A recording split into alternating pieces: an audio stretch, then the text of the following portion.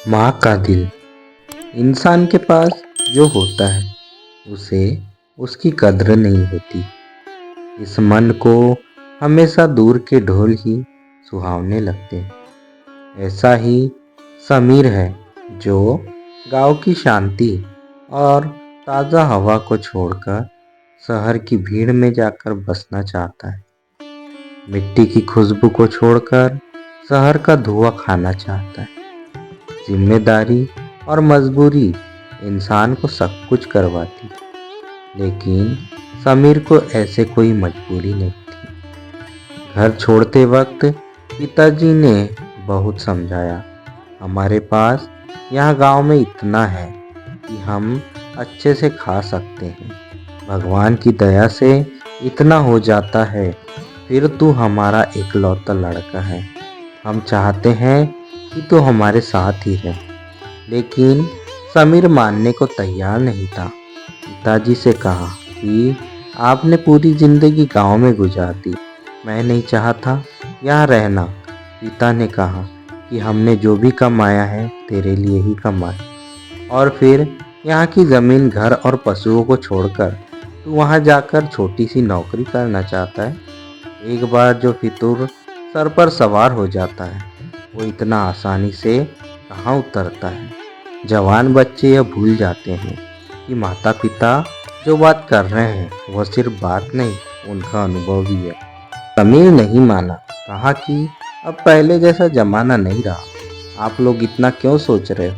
Mobile है और video call भी है, रोज मैं आपको दूर बैठा भी दिखाई दूंगा। समीर नहीं माना और शहर जाकर एक छोटी से प्राइवेट नौकरी करने लगा। 8 से 10 घंटे की नौकरी के लिए उसे कुल 15,000 मिलते थे। माता पिता को कहा कि वो नौकरी करने लगा है। पिताजी ने फिर समझाया, बेटा हमें तेरी याद आती है, घर आ जा। समीर नहीं माना, वह शहर की जिंदगी जीना चाहता था। समीर की माँ भी परेशान थी, लेकिन उसके पिता ने उन्हें समझाया कि कर लेने दो उसे अपने मन की, कुछ दिन में वापस आ जाएगा। आखिर कब तक वो हमारे अनुभव से चलेगा? उसे भी अपना अनुभव तैयार करने दो। घर में जहाँ अपनी मर्जी से काम किया करता था, वहीं यहाँ उसे किसी की सुनना पड़ता है। 2 महीने उसने कोशिश की, लेकिन फिर समीर को अब काम का कुछ ज़्यादा लोड रहने लगा। प्राइवेट नौकरी में समय का कोई ठिकाना नहीं रहता था। घर पर बात करना धीरे धीरे कम होने लगा। करीब 4 दिन बाद जब उसने अपने घर का फ़ोन उठाया तो उसके पिता ने बोला, बेटा ऐसा क्या काम करना कि फ़ोन पर बात करने का समय ही न मिले। पिताजी बोले, बेटा तेरी माँ का पैर टूट गया है 3 दिन पहले ही। समीर ने पूछा कि माँ अब ठीक है? पिताजी बोले, प्लास्टर चढ़ा है।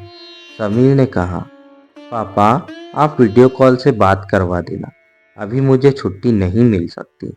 गांव में ठीक से नेटवर्क ना होने के कारण वीडियो कभी रुकती है, कभी दिखाई देती है, इसीलिए अधिकतर वो सिर्फ बात किया करते थे। लेकिन आज माँ का पैर टूटा था। माँ ने फ़ोन पर बेटे से बात करी, बोली, मैं ठीक हूँ, तू कुछ खाता है क्या? देख कैसा मुंह निकल गया है तेरा, मैं कुछ दिन आ जाऊं? समीर अपने दोस्तों के साथ एक छोटे से कमरे में रहता था।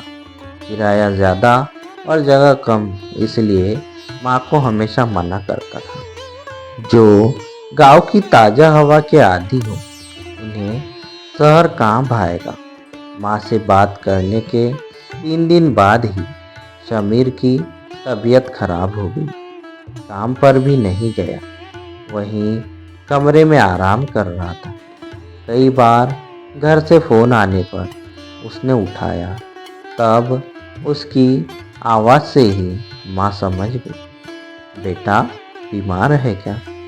बोला, हाँ माँ, थोड़ा बुखार है। माँ ने फिर कहा, बेटा घर आ जा, थोड़े दिन आराम करके वापस चले जाना।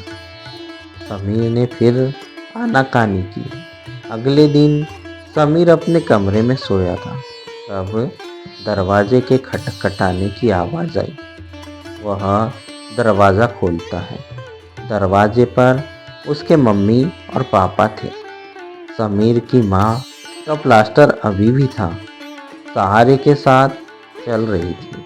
समीर को विश्वास नहीं हुआ कि ऐसी हालत में और दर्द में उसकी माँ यहाँ आ जाएगी। माँ, तुम ऐसे यहाँ क्यों आई? वीडियो कॉल पर बात कर लेते। बेटे की बात खत्म होने के पहले, अरे आग लगे तेरे फोन में, उसमें अच्छा नहीं दिखाई देता।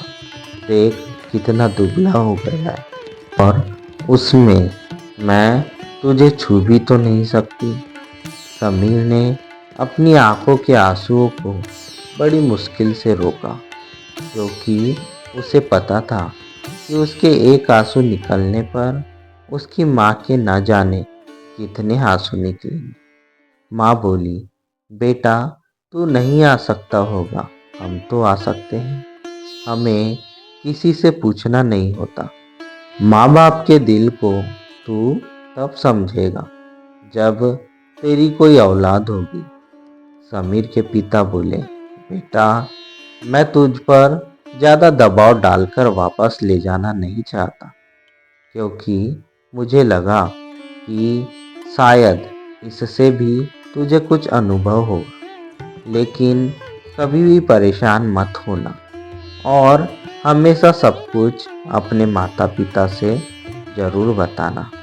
और जब भी तेरा जी करे तब घर आ जाना। आखिर में समीर ने इन सब से भी सीखा कि वो कितना खुशकिस्मत है कि उसके पास ऐसे माता पिता हैं। साथ ही काम करते रहने की मजबूरी में वो जब चाहे घर आ जा सकता है। अब वो अपने माता पिता से ज़्यादा प्यार करने लगा। दोस्तों, अगर आपको यह कहानी अच्छी लगी तो हमारे इस वीडियो को लाइक ज़रूर कर दीजिएगा और हमारे चैनल को सब्सक्राइब भी कर दीजिएगा। वीडियो को ज़्यादा से ज़्यादा शेयर करके कमेंट में अपनी माँ के लिए ज़रूर कुछ लिखिए।